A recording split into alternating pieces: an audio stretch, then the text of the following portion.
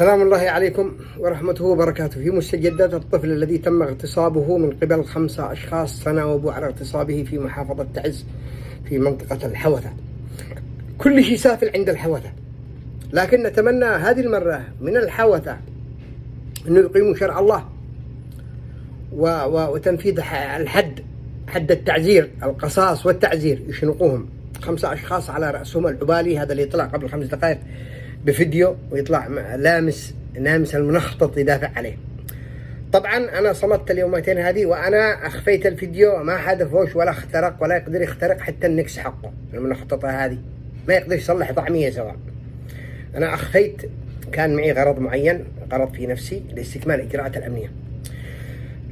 اشكر اولا اشكر مدير مكتب رئيس الجمهوريه أو إدارة مكتب رئيس الجمهورية رشاد العليمي، الذي تعاونوا معنا في هذا الموضوع وتواصلوا مع أهل الضحية وأعطوهم الدعم اللازم. أشكر محافظ تعز نبيل شمسان الذي قام شخصيا بالتواصل مع الأسرة، ووجه على الفور كل الجهات الرسمية بالتعامل مع الموضوع بشكل جدي. وأشكر إدارة البحث الجنائي، وأشكر المحامي القدير المليكي الذي تستطيع تقول انه من الاشخاص الذي يستطيع واحد يعتمد عليهم. واعتبروا هذه القضيه قضيه كل يمني، مش قضيه جلال الصلاحي ولا قضيه الاسره هذه. الحدث هذا ممكن يتم مع اي واحد يمني، مع اي اسره معدمه، يعني امر الله. هذه العصابه، هؤلاء السفله، يعني مكانهم المقابر الطبيعي ان لم يكن السجون تحت الارض.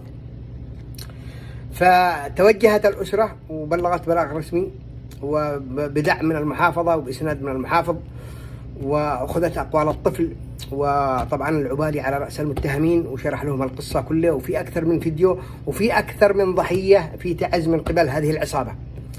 الأمر الآن يعني بيخرج من الإعلام، لأنه بس أنا الشعب اليمني يغتر، من ما طلع يغرد لك بالفيسبوك تصدقه. تم توكيلي بشكل رسمي في قضية ملاحقة أي شخص من الجناه ال5 المتواجدين في المملكة العربية السعودية بمتابعة الموضوع لدى الجهات الرسمية وبشكل رسمي. وإن شاء الله السفير سنتواصل مع سفيرنا في الرياض لاستكمال الإجراءات.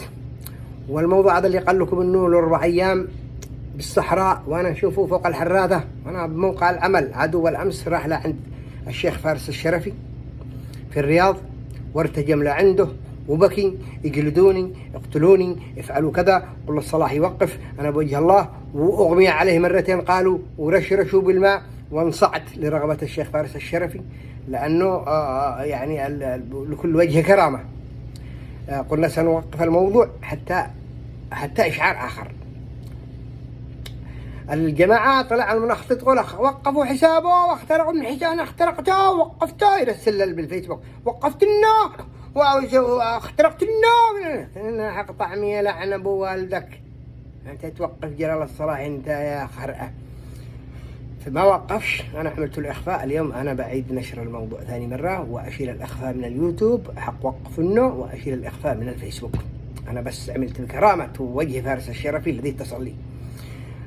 التوكيل الآن جاهز، باقي بعض الإجراءات الرسمية القانونية إن شاء الله.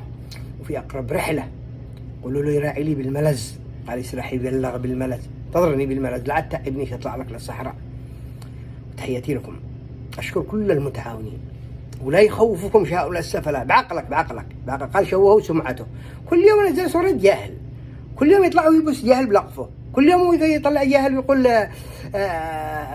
ولدي عزك ولا مراتح نبك. كل يوم طلع السافل هذا عد مع أبوك وجه، تطلع ثاني مرة وتطلع لي بالكوفية الصفراء إنك يعني أنا الله على والدك. أناشد الحوثة، باقي 4 أشخاص، هذا اللي بالسعودية علينا، وال4 الأشخاص الذي عندكم في الحوبان هذا عليكم. نشتي الشنقة يكونوا عبرة لمن سواهم. السلام عليكم ورحمة الله وبركاته.